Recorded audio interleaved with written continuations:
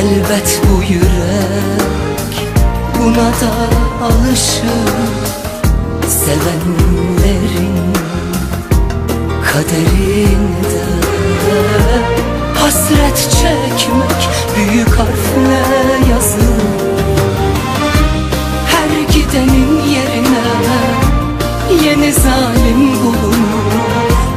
Gönül uslanmaz ki küle dönse. Ayrılığın acısı sonra bulur adamı. Unut gitsin adını. Sus, sus, söyleme.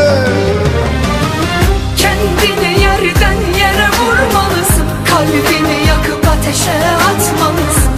Sevgi nedir sen bunu anlamazsın. Çünkü sen vicdansızsın. Geceler boyu yolunu gözleyen ben, senin için her gece ağlayan ben. Kalpsizsin, kalpsiz.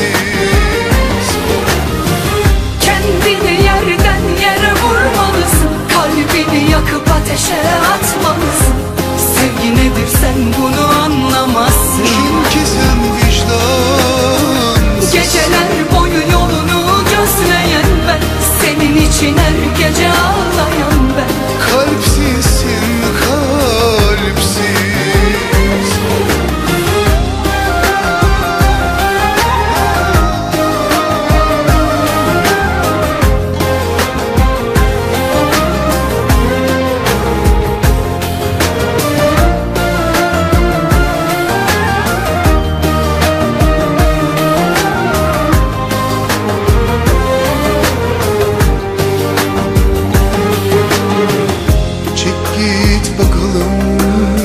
Sana da bu yakışır.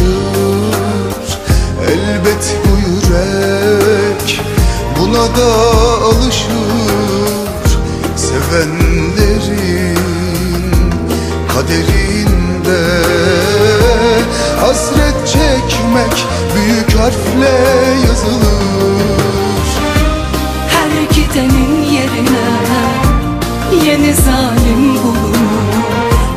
Gönül uslanmaz ki küle dönse. Ayrılığın acısı sonra bulur adamı. Unut gitsin adını. Sus, sus, söyleme. Kendini yerden yere vurmalısın. Kalbini yakıp ateşe atmalısın. Sevgi nedir sen bunu